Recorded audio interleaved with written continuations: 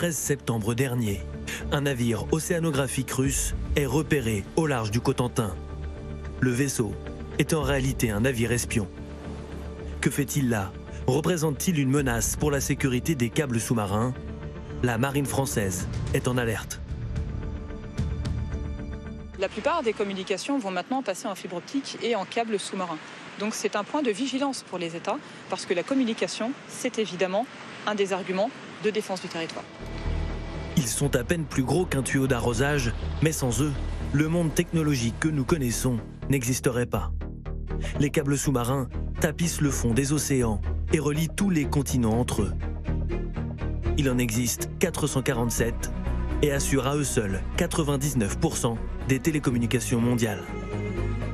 Notre monde connecté ne tient autrement dit qu'à un fil. L'enjeu est tel qu'en février dernier, quelques jours avant l'offensive de Moscou, la France renforce la protection marine de ses câbles face notamment à la menace russe.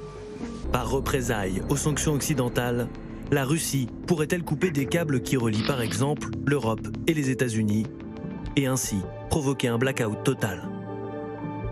Une méthode déjà éprouvée dans l'histoire. Durant la Première Guerre mondiale, les Britanniques sectionnent à plusieurs reprises les câbles allemands qui, à l'époque, permettent l'envoi de télégrammes. 25 ans plus tard, les Américains coupent eux aussi les câbles des nazis, paralysant leurs opérations militaires. Aujourd'hui, la rupture de câbles sous-marins aurait des conséquences bien plus dévastatrices. Messagerie, e-commerce, surveillance aérienne, mais aussi transferts financiers. On estime que 10 000 milliards de dollars de transactions passent chaque jour par les câbles sous-marins.